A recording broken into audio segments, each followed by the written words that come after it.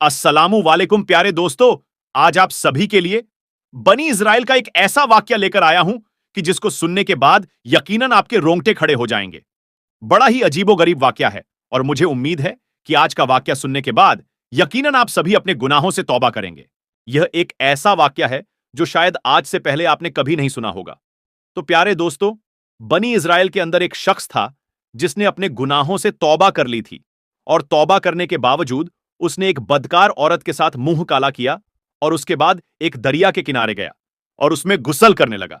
लेकिन जैसे ही वह दरिया के अंदर घुसा कि तभी दरिया से एक भयानक आवाज आने लगी और दरिया यह बात कहने लगी कि ऐ शख्स, तूने गुनाहों से तौबा की थी लेकिन फिर भी तूने एक बदकार औरत के साथ मुंह काला किया। क्या तुझे जरा भी खौफ ना आया? क्या तुझे जरा भी शर्म ना आई?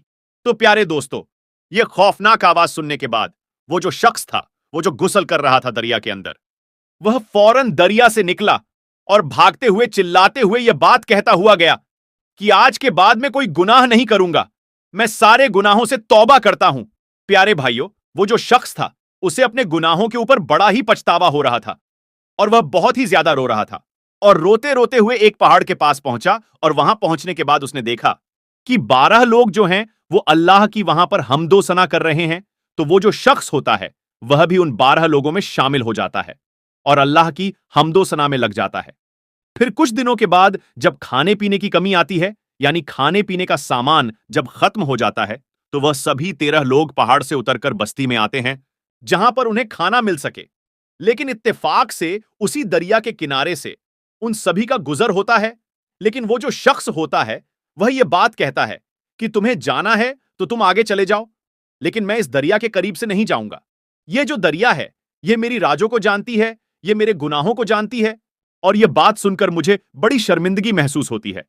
तो प्यारे दोस्तों, उस शख्स को वहीं छोड़कर वो जो 12 लोग होते हैं वो सभी दरिया के पास से गुजर रहे होते हैं कि तभी दरिया से आवाज आती है कि ए अल्लाह के बंदो, वह जो तुम्हारा साथी है वह तुम्हारे साथ क्यों नहीं आया है?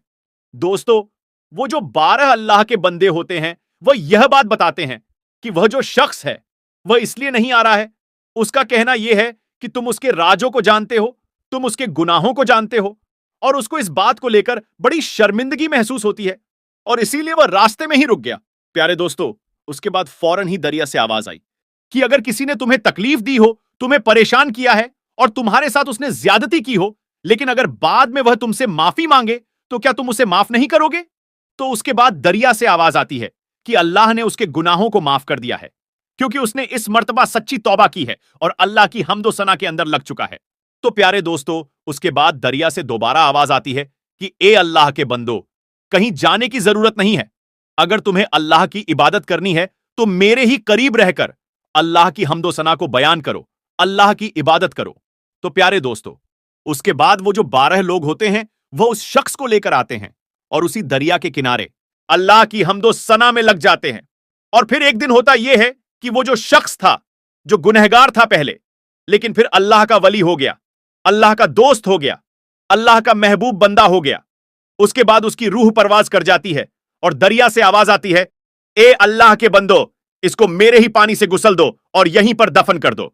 प्यारे दोस्तों, उसके बाद वो जो 12 लोग होते हैं वह उस शख्स को वहीं पर दफन कर देते हैं और फिर रात हो जाती है और सभी के सभी सो जाते हैं। फिर जब अगली सुबह उठकर देखते हैं तो वो सभी के सभी हैरान होते हैं कि उसकी कब्र के बराबर में सनोबर के पेड़ लगे हुए हैं और वह सभी यह बात कहते हैं कि शायद अल्लाह यही चाहता है कि हम यहीं पर अल्लाह की हम्दो सना को बयां करें। प्यारे भाइयों, धीरे धीरे करके उन सभी का इंतकाल हो जाता है और इसी दरिया के किनारे उन सभी को दफन कर दिया जाता है। आप सभी को बता दें, रिवायत में आता है कि बनी इज़राइल के लोग उनकी कब्र अनवर की जियारत के लिए आया करते थे और कयामत के दिन उन अल्लाह वालों को इसी दरिया के बराबर से उठाया जाएगा। तो प्यारे दोस्तों, आज आपको मालूम पड़ गया होगा कि चाहे हम कितने ही बड़े गुनाह कर लें, लेकिन अगर हम एक मर्तबा सच्ची तौबा कर लें तो यकीनन अल्लाह माफ कर देता है। इसलिए प्यारे दोस्तों, चाहे आपके गुनाह कितने ही बड़े हों, चाहे कितने भी कबीरा गुनाह हों, लेकिन अल्लाह की बारगाह में हाथ उठाइए और अल्लाह के सामने रोइए और गिड़गिड़ाए और अल्लाह को राजी कीजिए ताकि अल्लाह राजी हो सके और आपके सारे पिछले गुनाहों का माफ कर सके। बेशक अल्लाह बड़ा करीम है, अल्लाह बड़ा रहीम है। और तौबा करने के बाद दोबारा गुनाह ना किया कीजिए क्योंकि अल्लाह की नाराजगी आती है। तो प्यारे दोस्तों, मुझे उम्मीद है कि आप मेरी बात समझ गए होंगे और इन सभी बातों के ऊपर अमल भी करेंगे। वीडियो के अंदर अगर आपको हमारी कोई बात पसंद आई है तो आप हमें कमेंट करके बता सकते हैं। वीडियो को लाइक करके दोस्तों के साथ शेयर भी दीजिएगा। और दोस्तों, अगर अब तक आपने हमारे YouTube चैनल को सब्सक्राइब नहीं किया तो जल्दी से सब्सक्राइब कर दीजिए और बेल के बटन को भी ऑन कर लीजिए ताकि हर वीडियो की नोटिफिकेशन आपको मिल सके।